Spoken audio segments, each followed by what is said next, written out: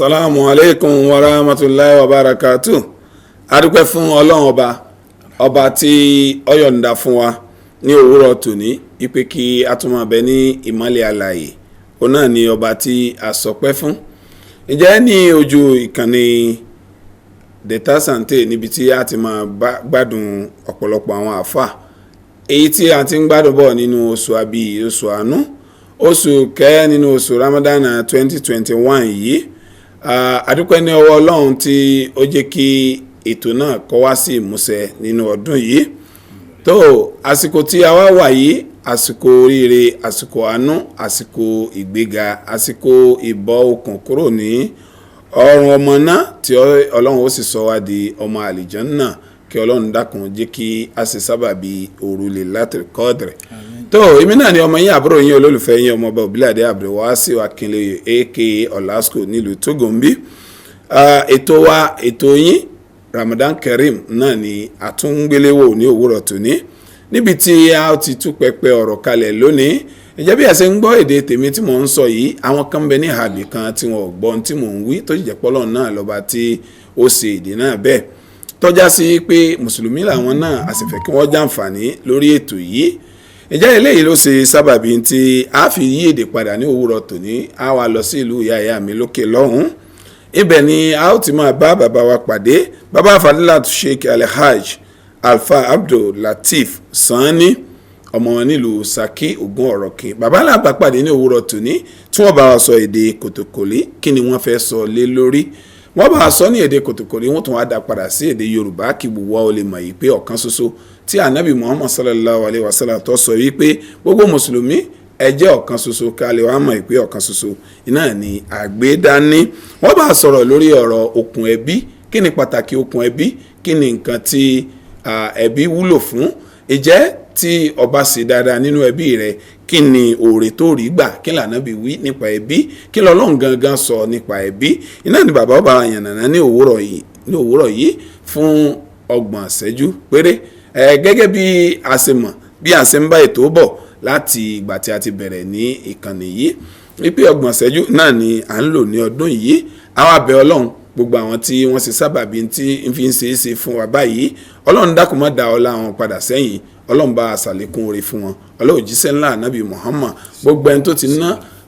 ọ̀kan àbí èjì sórí ètò yìí tá a fi lóore ọ̀fẹ́ tẹ̀ ń fi wò wá nínú ilé kétékété báyìí, ọlá ọwọ́ yín Ọlọ́run ọba yóò máa bá a ṣe àdípèlé oore fún yín o. Gbogbo àwa tó kù lẹ́yìn tí ń wò wá tá a fẹ́ ná bóyá fúndì kan àbí ìdí míì ni ò tí ì jó ṣeéṣe, Ọlọ́run ọba yóò jẹ́ kó bọ́ sí rọrùn, yóò jẹ́ kó ṣeéṣe. Ọlọ́run jíṣẹ́ ńlá Ànábì Muhammad. Ẹ jẹ́ gbogbo tí a bá ná nínú oṣù abiyì yìí, ẹni tó dájú tí Al-Qur'ani sọ tánàbí sọ òun náà ni pé ìlọ́po ni ẹ̀san ru oore bẹ́ẹ̀, Ọlọ́run yóò ṣe ní rọrùn. Tó bàbá, assalamu alaikum wa rahmatullahi wa barakatuh. Alaikum assalam wa rahmatullahi wa barakatuh. Ǹjẹ́ ẹ bá dárúkọ yín fún àwọn tí ó wà nínú ilé. Alhamdulillahi rabbil alamin. Alhamdulillahi alladhi hadana li hadha wa ma kunna linahtadiya ilayhi lawla an hadana Allah. Alhamdulillahi alladhi بنعمته تتم الصالحات وبفضله تتنزل البركات وبتوفيقه تتحقق الغايات. نصلي ونسلم على أشرف المرسلين وإمام المتقين محمد بن عبد الله وعلى آله وأصحابه والتابعين لهم بإحسان إلى يوم الدين. أما بعد، adáwọ̀pẹ́ fún Ọlọ́run ọba Allah. Alhamdulillah. Atọrọ ìkẹ́ àti ìgẹ̀ fún òjíṣẹ́lá Muhammad sallallahu alaihi wasallam. Àwọn àmbẹ̀ Ọlọ́run ọba Allah pé ìkẹ́ àti ìgẹ̀ yìí kó máa bá àwọn ará ilé rẹ̀, bákan náà ni àwọn sàhábé rẹ̀ tó yí pé àwọn ni wọ́n kún lọ́wọ́ tí ẹ̀sìn Islam tó fi fọ́nká gbogbo àgbáńlá ayé. Alhamdulillah. Àwọn náà táwa jẹ́ ọmọlẹ́yìn ànábì, àárí ànábì yẹn, ṣùgbọ́n àgbà ẹ̀sìn Islam rẹ̀ dání. Kí Ọlọ́run bá Allah kó jẹ́ kí asàlátù àti asàlámù yẹn kó máa bẹ pẹ̀lú àwa náà. Àmín. Gbogbo àwọn jàmáà tí wọ́n wò wá tí wọ́n sì ń gbọ́ wa akinyi ni kiki islam pe assalamu alaikum wa rahmatullahi wa barakatuh. Wa alaikum salam wa rahmatullahi wa barakatuh. Èmi ni ọmọ yín Sani Abdul Latif pẹ̀lú ògo Ọlọ́run gẹ́gẹ́ bí àwọn àfáwà wọ́n ṣe ti sọ síwájú. Àwa yín lájọ jókòó tí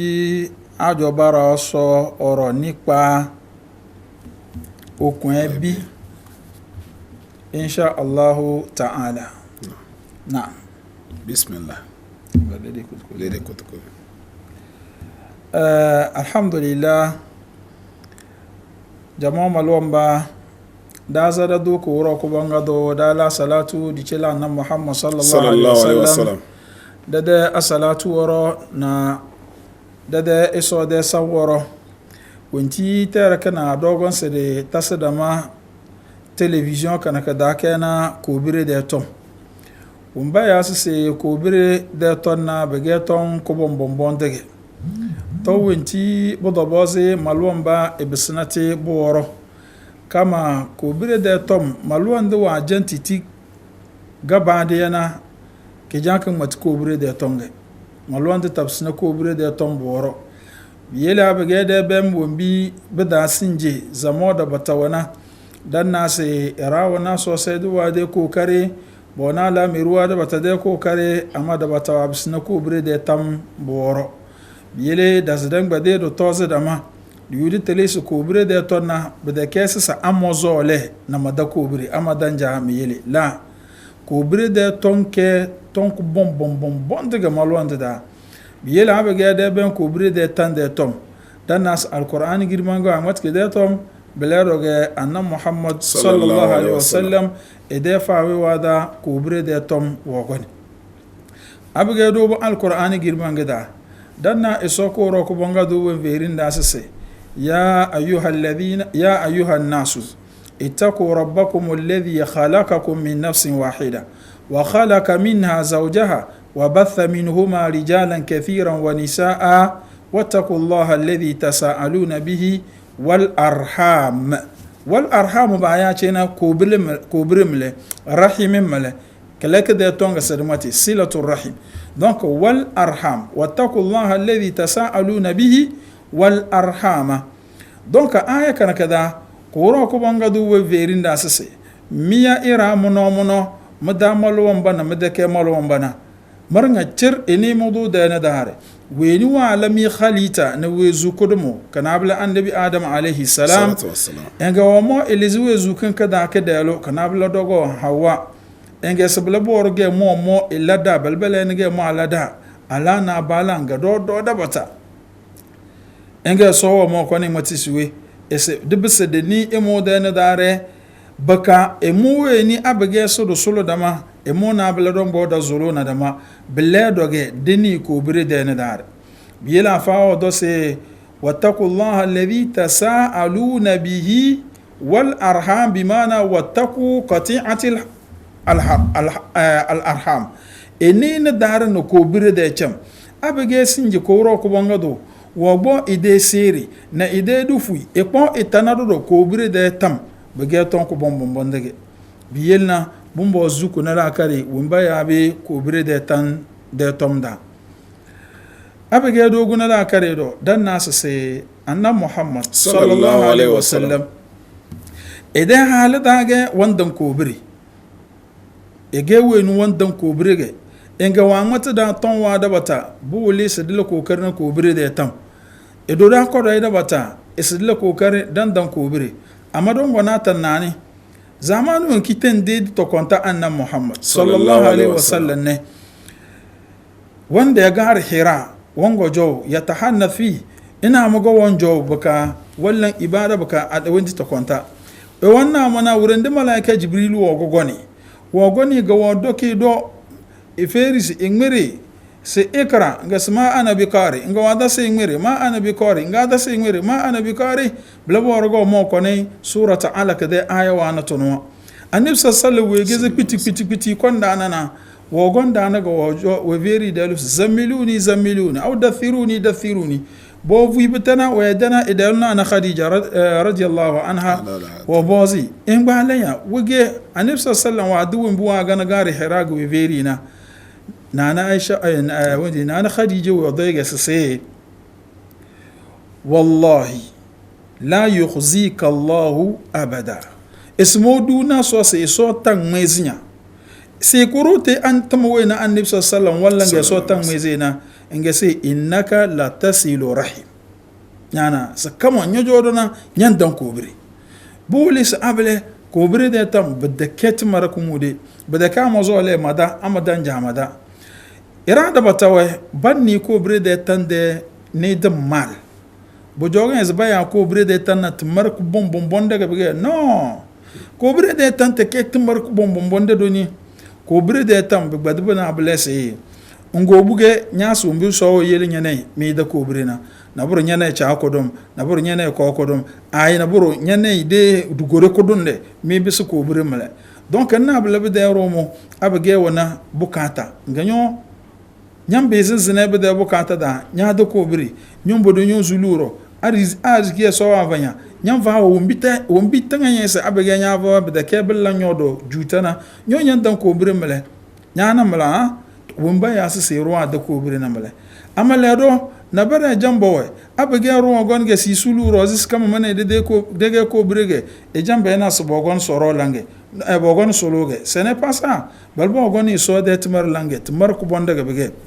be beri na se erunaru wogon annam muhammad sallallahu alaihi wasallam erum wogon na enga amati si ya rasulullah inna li qarabatan asiluhum wa yaqta'unani ese mona mede ko bire wa dana bare man danwe ama bambenje mede ko bire wa uhsin ilayhim wa yusi'una ilayya bakamo mallan ko kar mallan wa alkhairi ama bamballan majutage wa ahlumu anhum wa yajhaluna alayya min dina wa suru min dina wa zimbiri ama bewando ballana mo jahilin sige ba motubulani faqal ina ga nabi sallallahu alaihi wasallam la in kunta kama qult فكأنما تصفهم المل ولا يزال معك من الله ظهير عليهم ما دمت على ذلك إنك عن نفس صلى الله عليه وسلم أدي وانت نيان متروبلنا بلغ بوي نيان دانو بنجنيا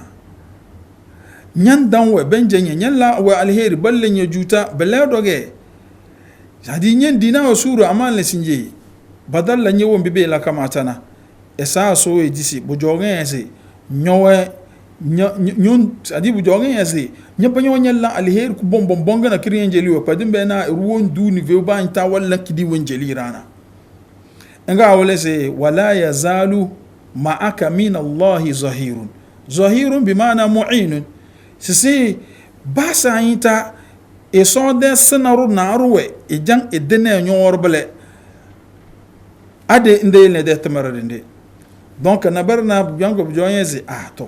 do de ballam belana wanjance inkeche nyonyo alkhairi dage ada alena dan nasa se koro ko banga do de tendo sallallahu alaihi wasallam we berin da sase laysa alwasilu bil mukafi walakin alwasila alladhi idha qata'at rahimuhu wasalaha esese bedake boto se ruwan dan ko birege weni amanu ngono waze mana modo mezai walla malihira modo mallami isela da ke weni baya so ada ko birina elawa vere male bega weni dan zuluro na do zuluro weni da zana na da zana ai da ke la ko bu da ke lan dan ko amma weni wan dan nage se mani amogo bugege mane ko birege blaburo na be lawanale momo zuluro wanyadi momo zuluro bimbozi wo to telega bay ase ruwa da kobire bida kesi sa se de we ni nyanai wongon wanze nyana alage ai to adalena amfanu won ku wona na ko kobire de tamda kama de alwatu toro amfanu wa won tu wona ko kobire de tanda be verinda sa kobire de tanda amfanu wa dabata wana nam amfanu awanti dan bez dina te kobire de tandana kada dan nasu se annan muhammad sallallahu alaihi wasallam wen verin da sisi man ahabba an yubsata lahu rizqu wa yunsa lahu atharu falyasil rahima isweni ringa izole boto sisi iso wa wala hasi ide arziki ba choko ga bege iso wando albarka arziki kan kada enge weni do idozole do sisi iso ituzi ide wezu bene esbodo la haniya wandan ide kubri esbodo ila haniya wandan ide kubri donc amfani kada anga mles abege wandan kubri insha Allah wannan sai iso wando albarka de chadda biladoge iso ko ro ko bangado wan yeli ide wezu do kala albarka amfani kada anga mle amfani silangi wankido ko wabadana ba mu fawi ibn umar ja radiyallahu anhu wan mati se man ittaqa rabba weni ra kwatawa ni edo de ne dare wa wasala rahima enga womo ita ide ko biri nusia fi ajali isbunduzi ide wezu wa thara malu baka ideli de do darzki bu wali wa ahabbahu ahlu baka igobiye wazole igobiye bozole abla amfani sai langi mlesa ade nyan dan kobri kada de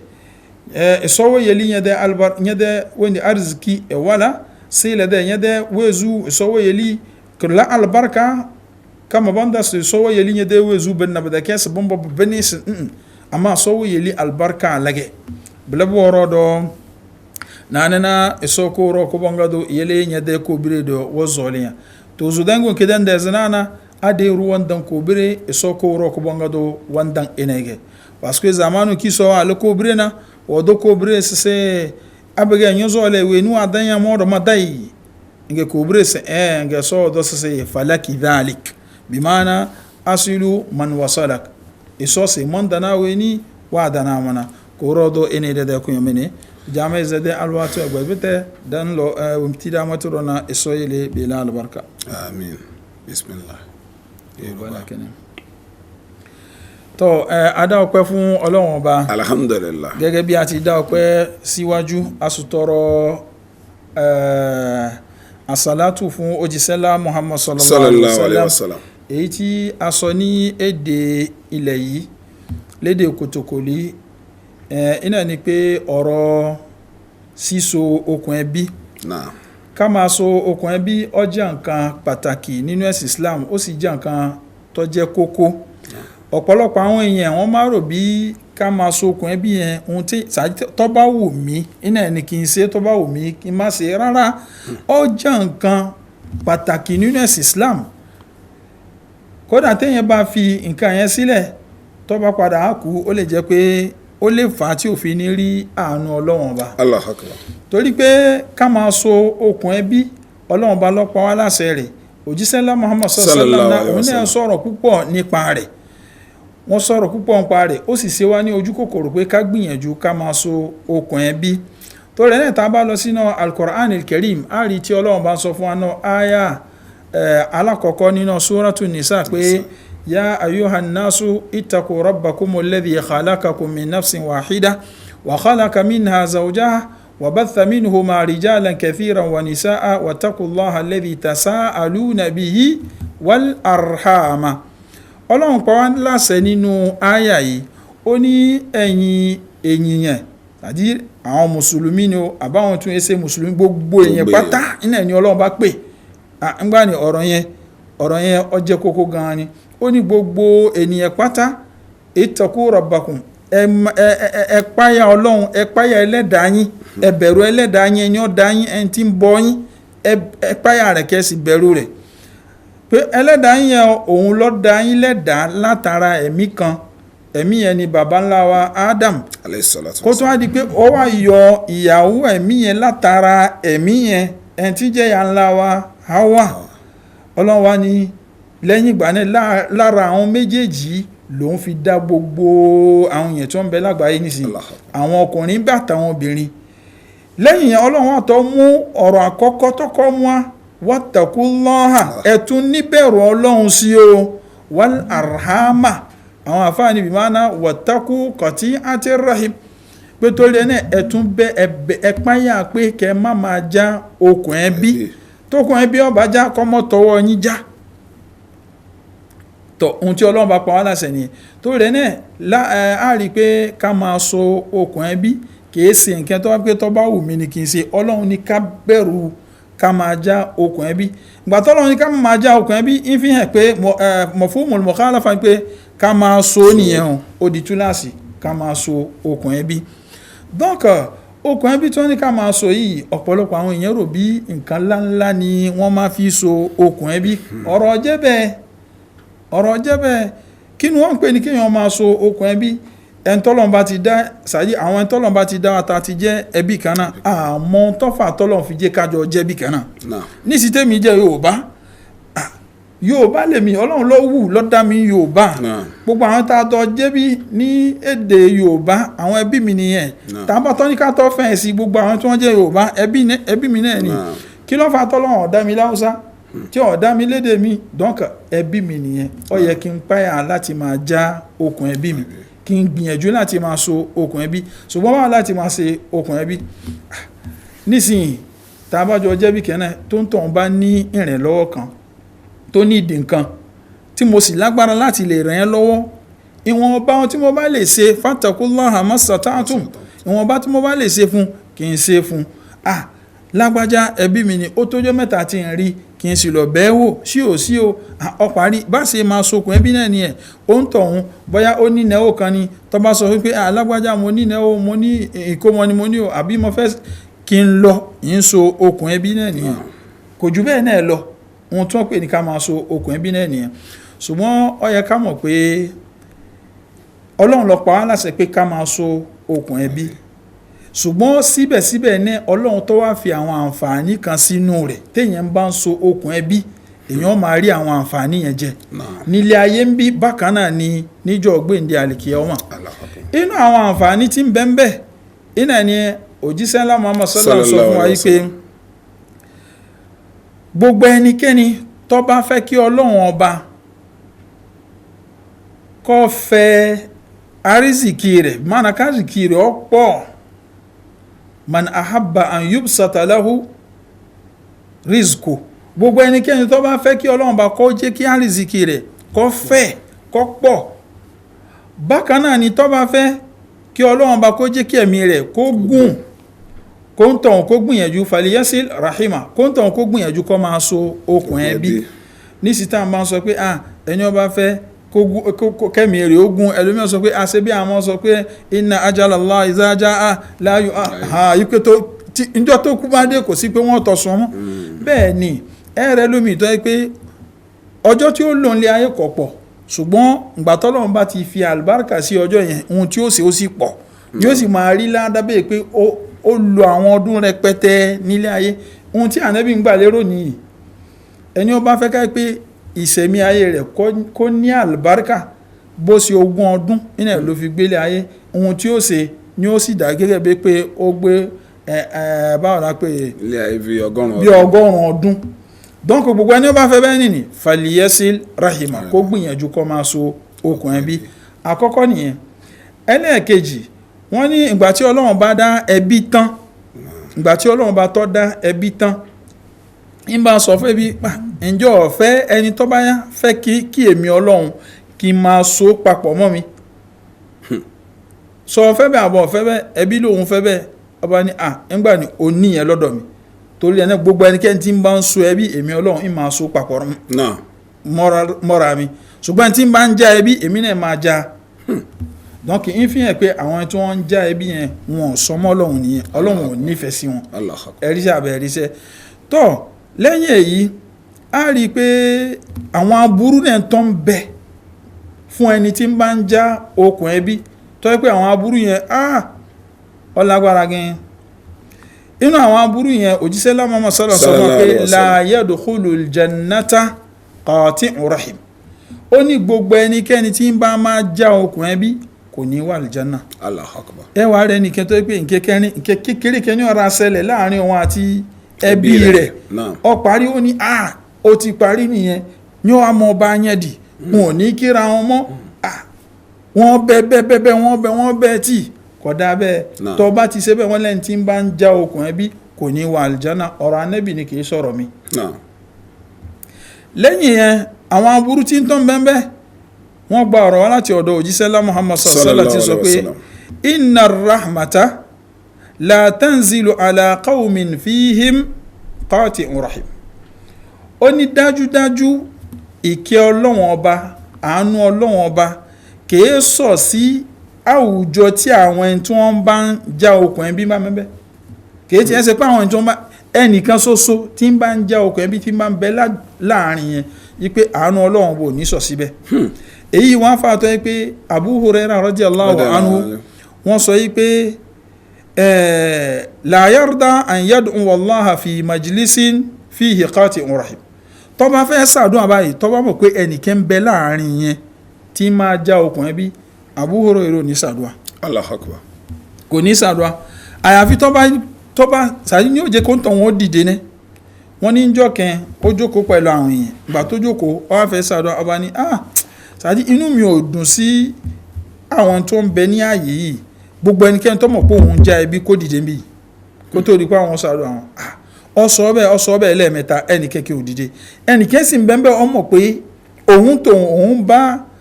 ẹnìkan nínú ẹbí òun bá yẹn dì.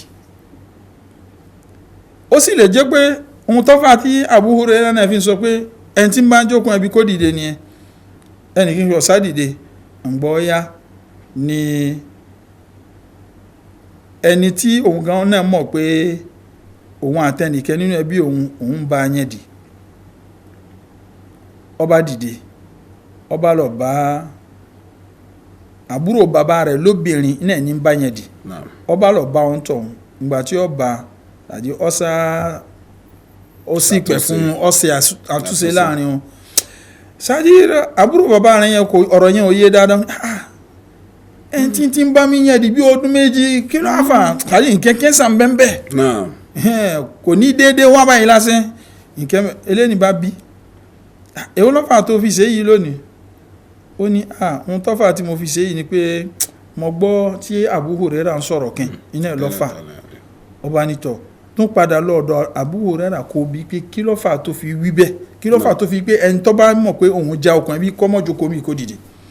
lòun bá padà lọ sọ́dọ̀ Abu Hurairah lòun bá bí Abu Hurairah bá sọ pé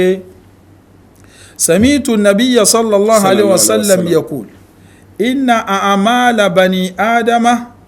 tu'radu ala Allahi tabaraka wa ta'ala ashiyata kulla yawmi khamisin. ó ní mo gbọ́ tí òjíṣẹ́ láwọn sọ pé àwọn ọ̀sẹ̀ ọmọ ẹ̀dá ádámọ̀ gbogbo àwọn ọ̀sẹ̀ tí ń ṣe tọmọ ẹ̀dá ádámọ̀ ń ṣe àwọn ọ̀sẹ̀ olóore àtàwọn èyí tí ń ṣe ní tọ́jẹ́ kẹ́hìn yòókù náà gbogbo ẹ̀ pátápátá ní alẹ́ ọjọ́ àlàmísì tó yẹ pé ọjọ́ kejì mọ́júmọ́ jímọ̀ yẹn iná ẹ̀ ni àwọn màláíkà wọn lọ kó gbogbo ọ̀sẹ̀ yẹn wọn ò fi hàn Ọlọ́run bá. Ànábì wọn sọ pé fala yukbal amalu qati'i rahim ipò ẹni tí ń bá ń já okùn ẹbí wọn ò ní gba iṣẹ́ rẹ̀ irun tí ń kí ààwẹ̀ tí ń gbà zaka tí ń ṣe kódà bó jẹ́ pé wọ́n ti lọ hajj pé wọn ò ní gbà wọn ò ní wò. nínú rìwáyà mi wọ́n ní àtàwọn ẹni tí wọ́n bá ń bára wọn yẹn jì ẹ wo tó bá èyí ṣe bí wọ́n ní ẹni wọ́n bá já okùn ẹbí ni o omi wọ́n ní àwọn ẹni tí wọ́n bá ń bára wọn yẹn dì kódà bùn ẹsẹ̀ bí kẹ́nẹ́ tí wọ́n bá ń ṣe bí kẹ́nẹ́ tó máa jẹ́ bí kẹ́nẹ́ ńkọ́ ẹ̀ṣẹ̀ di méjì mú ẹsẹ̀ bí kẹ́nẹ́ ṣùgbọ́n mùsùlùmí làwọn méjèèjì wọ́n bá ń bára wọn yẹn dì Ànábì sàlá ní tí wọ́n bá gbé iṣẹ́ wọn dọ́dọ̀ Ọlọ́run sọ pé ẹ fi yẹn sílẹ̀ ní hatta yastaliha títí tí wọ́n fi lọ ṣàtúnṣe tí wọ́n fi ṣe àtúnṣe donc tó bá jẹ́ bí wọn ńkọ́ ẹ wo ọ̀rọ̀ ẹbí ń bẹ́ẹ̀ ọ̀rọ̀ pé wọ́n tó jẹ́ mùsùlùmí náà ń bẹ́ẹ̀ tó rẹ̀ náà ó yẹ kí ká mọ̀ pé ká máa já okùn ẹbí kò jẹ́ nǹkan tó da rárá. àdìsí kan náà tún bẹ tí Ànábì ń sọ fún wa pé ká máa já okùn ẹbí ó jẹ́ nǹkan tó léwu. Ànábì ní ma min dhanbin ahra an yu'ajjila Allahu li sahibihi al-uqubata fi dunya ma'a ma yudakhiruhu lahu fi al-akhirah min qati'ati ar-rahim. Ànábì sallallahu sọ pé kò sí ẹ̀ṣẹ̀ kan kò sí ẹ̀ṣẹ̀ kan tí Ọlọ́run bá ti máa yára fìyà rẹ̀ jẹ ọmọ ẹ̀dá Ádámà. Kò sí ẹ̀ṣẹ̀ kan téèyàn ṣe tí Ọlọ́run bá yára fi ìyà rẹ̀ jẹ nílé ayé ń bì yìí. Àti pé ohun tí Ọlọ́run ọba tí ó tún ṣẹ́kù fún nínú ìyà yẹn níjọ́ gbéǹde àlìkíyámà tí ó mọ retí rẹ̀ níjọ́ gbéǹde àlìkíyámà tó ju kéèyàn máa já okùn ẹbí lọ. Allahu Akbar. tó rẹ̀ ní ó yẹ kí ká gbìyànjú ká máa so okùn ẹbí tí nǹkan kan bá sì wá láàrin wa ká gbìyànjú ká máa ṣe àmójúkúrò fúnra wa. A lérò pé àsìkò wa ti tán tó díẹ̀ tá a sọ yìí ní kí Ọlọ́run kó jẹ́ kó sí wa ní àǹfààní. tó adúpẹ́ ní ọwọ́ Ọlọ́run adúpẹ́ lẹ́yìn ọwọ́ bàbá Fadilat Sheikh Alhaj Abdul-Lateef Sani Ọlọ́run ọba tí ó gbé yín kalẹ̀ báyìí yóò jẹ́ kí ẹ̀mí yóò gùn nídìí àdínì náà ìmọ̀ ọ̀hún Ọlọ́run ọba ò ní jẹ́ ọjọ́ bà àwọn ọmọ yóò jù tì yín lọ lójú ẹ̀mí yín Ọlọ́run jíṣẹ́ ńlá Ànábì Muhammad náà bàbá ni abápàdé yìí ni wọ́n sì sọ gbogbo tí ó yẹ ká gbámú láwùjọ ẹbí báwo ni ẹbí ṣe pàtàkì sí àti gbọ́ àǹfààní wo ní ń bẹ lára kí asokùn ẹbí pọ̀ àti gbọ́ ìwọ tí o bá fẹ́ kí ẹ̀mí rẹ̀ ó gùn sí kó rẹ̀ ó máa pọ̀ sí wọ́n ní kí a gbìyànjú Ànábì ló sọ kì í sì sọ̀rọ̀ fẹ́nu pé kí a máa so okùn ẹbí pọ̀ ǹjẹ́ bàbá torí àsìkò wa a ní àǹfààní àti béèrè ìbéèrè ẹyọkan péré ìbéèrè ọ̀hún ni pé nínú àkókò tá a ti ẹ̀wà yìí ní mẹ́wàá gbẹ̀yìn a rí i pé à ń sọ̀rọ̀ nípa okùn ẹbí ó lè mú kẹ́mi èèyàn gùn nínú kádàrá ẹ̀dá tí èèyàn gan bá ti kọ ẹ̀mí kúkúrú tẹ́lẹ̀ ṣé tí wọ́n bá ń sokùn ẹbí pọ̀ ṣé ó lè fún lóore ọ̀fẹ́ yìí pé kẹ́mi rẹ̀ ó gùn àbí tí máa ń ṣe sàárà ló lè mú kẹ́mi rẹ̀ ó gùn àbí tí ó bá jẹ́ pé ọbẹ̀ lọ́hùn ní òrùlé láti kọ́dìrì Ọlọ́run lè padà fi ẹ̀mí rẹ̀ lẹ̀ kó padà wá dé ẹlẹ́mìí gógùn. tó ìbéèrè tí ẹ béèrè yìí àwọn àfáà wọn sọ̀rọ̀ púpọ̀ lórí rẹ̀ ọ̀rọ̀ àwọn àfáà ọ̀pọ̀ lórí rẹ̀ àwọn ẹlòmíín sọ yìí pé gbogbo àwọn iṣẹ́ olóore tí òjíṣẹ́ lá Muhammad sallam tó sọ fún wa tó sì ṣe wá ní ojú kòkòrò rẹ̀ láti máa ṣe tó wá fi àwọn sẹ́yìn tó so papọ̀ mọ́ ẹ̀mí gúngùn yìí pé téèyàn bá ń ṣe wọ́n ní ó jẹ́ kí ẹ̀mí èèyàn ó gùn àwọn apá kan náà àwọn àfáà ní bẹ́ẹ̀ ni yí pé téèyàn bá ṣe ó lè fà á kí ẹ̀mí èèyàn ó gùn ká sọ pé ó ń tọ̀hún 40 years náà ni wọ́n ti kọ fún torí rẹ̀ wọ́n lè sọ di 60 years àwọn ẹlòmíì sọ bẹ́ẹ̀ ṣùgbọ́n àwọn ẹlòmíì ní rárá o yí pé ohun tí Ọlọ́run bàbá ti kọ́lẹ̀ pé ni ó ṣe iná ni ó ṣe ṣùgbọ́n ẹ̀mí gúngùn tí wọ́n sọ pé ẹ̀mí ó ń tọ̀ wọ́n ó tún gùn sí iná ni pé iṣẹ́ olóore lọ́lọ́run ó tún gbà láyè láti ṣe tó yẹ pé ládàá rẹ̀ ó fi pọ̀ níjọ́ ìgbéǹde àlìkíyámà gẹ́gẹ́ bí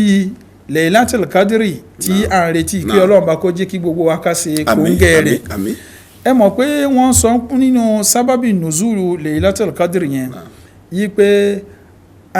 ìgbà tí ànábì òjíṣẹ́ Muhammad sallallahu alaihi wasallam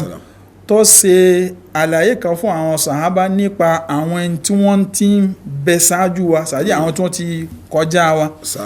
ṣáájú pé ẹ̀mí àwọn ilé ní máa gùn ṣùgbọ́n àwa ní ẹ̀mí wa máa kúrú pé ànábì gẹ́gẹ́ náà sọ wípé al-umma wọn ẹ̀mí wọn láàrin 60 wa 70 ẹ̀rí iná ni dọ́ọ̀kì ni Ọlọ́run bá fi Laylatul Qadr ló fi ta wá lọ́rẹ pé ẹnikẹ́ni tó bá ṣiṣẹ́ olóore ní alẹ́ Laylatul Qadr yẹn wọ́n ṣẹ̀ṣẹ̀ tó ju khairu min alfi shahr ipe ní ojú báwo la pé ẹgbẹ̀rún oṣù ẹgbẹ̀rún oṣù ní ojú iṣẹ́ rẹ̀ lọ ẹ̀rí pé nísìnyí wákàtí díẹ̀ iná ènìyàn fi ṣiṣẹ́ yẹn ṣùgbọ́n oore tí ó rí ń bẹ̀ ní ọ̀pọ̀ àwọn ẹlòmíín sọ pé iná ni gbogbo àwọn àdìsí tí ń sọ pé ní ó jẹ́ kẹ́mi yín ogun bí máa na ní ó jẹ́ kéèyàn ó rí ládàá gẹ́gẹ́ bíi pé ó ń tọ̀ ìlú ilé ayé tó pẹ́. donc mo sì rí i pé ọ̀pọ̀lọpọ̀ àwọn àfa wọ́n ṣe tẹ̀rìjíhù kọ́ọ̀lù yẹn. tó agbami tí a wọ̀ yìí agbami ẹ̀mí gígùn ọlọ́ọ̀ba yóò sì wá lẹ́lẹ́mí gígùn nínú dúkìá wa àti nínú sẹ̀mí wa ọlọ́ọ̀ba gbogbo iṣẹ́ olóore wa yóò jẹ́ kẹ́mi rẹ̀ ó gùn ju ti wa lọ torí wípé tí ẹ̀mí iṣẹ́ olóore bá gùn ju ẹ̀mí èèyàn lọ ládàá tí èèyàn máa gbà láàyè tó bá wà yóò wá pọ̀ ju ntọ́gbànú ayé lọ ọlọ́run yóò ṣe nírọ̀rùn fún wa ọlọ́run yóò ṣàánú wa tó adúpẹ́ ní ọwọ́ yín bàbá àsìkò náà kò bá ní ṣọ̀rẹ́ àkókò náà kéré púpọ̀ abẹ́lọ́run fún gbogbo àwọn tí wọ́n ná owó wọn sójú ọ̀nà yìí bàbá ẹ bá ṣàdúrà fún gbogbo àwọn tí wọ́n ṣe sábàbí tí a fi lè wà níjókòó lónìí tí a fi ń gbádùn yín tẹ́yìn náà fi ń ṣàǹfààní fún gbogbo aráyé ẹ bá ṣàdúrà fún wọn kọ́lọ́run jẹ́ kọ́lá wọn mọ̀ lọ́wájú sí. à ń bẹ ọlọ́ba Allah ipe gbogbo àdúrà wa kí ọlọ́run bá kó bá tẹ́wọ́ gbà. Àmín. Àwọn tí wọ́n ní kí ká ṣàdúrà fún yìí kódà bá tiẹ̀ ṣàdúrà ọlọ́run ti gbàdúrà wọn. Allahu Akbar. Ọlọ́run ti gbàdúrà wọn. Pé àwọn ẹni tọ́lọ́run bá fẹ́ràn ni iná ẹ̀ lọ́fà tọ́lọ́run fi ń lò wọ́n ṣiṣẹ́ tí ọlọ́run bá nífẹ̀ẹ́ sí. Torí ẹni à ń bẹ ọlọ́run ọba tó ti dúró tì wọ́n tó sì jẹ́ kálá mèrì wọn mọ̀ dá ọlọ́run ní padà lẹ́yìn wọn. Àmín. Ọlọ́run ní padà lẹ́yìn wọn. Àmín. Ọlọ́run ní padà lẹ́yìn wọn. Èyí tí wọ́n wá ń ṣe yìí ọlọ́run ní jẹ́ kó jẹ́ pé àṣemọ̀ nìyí. Àmín. Torí pé ẹ rí i pé àwọn ẹlòmíì ń bẹ ẹ sọ pé lásìkò kẹ́mi ní ti ń ṣiṣẹ́ yìí ṣùgbọ́n ní ṣe ìbá tiẹ̀ wá rówó kan kí n fi ṣe ẹ mọ̀ pé ó ti di nǹkan mi nìyẹn ọlọ́run níjọ́rọ̀ wọn ó di bẹ́ẹ̀ ọlọ́run níjọ́rọ̀ wọn ó di bẹ́ẹ̀ ọlọ́run níjọ́rọ̀ ó di bẹ́ẹ̀ àwọn àmì ọlọ́run bá Allah gbogbo àwọn ẹni tí wọ́n nífẹ̀ẹ́ láti máa ṣe irú iṣẹ́ ilé kọ́lọ́wọ́n bo ń kálukú láti rí kọ́lọ́wọ́n gbàdúrà gbogbo wa kọ́lọ́wọ́n gbàdúrà gbogbo wa ọlá àwọn àsìkò tí a wà yìí àsìkò tí ọlọ́run bá máa gbàdúrà púpọ̀ ní kí ọlọ́run bá kó gba àdúrà wa gbogbo wa tí a jẹ́ mùsùlùmí à ń bẹ ọlọ́run bá ń ṣe ti ń jẹ́ mùsùlùmí ilé ayé yìí kọ́lọ́run bá kó jẹ́ ká jẹ́ mùsùlùmí níjọ́ ògbéǹde àlìkíyámà torí pé níjọ́ ògbéǹde àlìkíyámà àwọn ẹlòmíì ń bẹ tí wọ́n jẹ́ mùsùlùmí ilé àṣùgbọ́n wọn ò ní wà ní àyà àwọn mùsùlùmí kọ́lọ́run mọ́jẹ́ kí ti wó rí bẹ́ẹ̀ kọ́lọ́run mọ́jẹ́ kí ti wó rí bẹ́ẹ̀ à ń bẹ ọlọ́run bá gbogbo iṣẹ́ olóore tá à ń ti ń ṣe kí ọlọ́run bá kó bá gbà èyí tó kún wájú náà tá a fẹ́ ṣe kí ọlọ́run bá kó bá gbà ní ìbádàn Laylatul Qadr kọ́lọ́run bá kó jẹ́ ká ṣe kóńgẹ́ rẹ̀ àkí gbogbo jama pátá sallallahu ala nabiyyina Muhammad wa alihi wa sallam.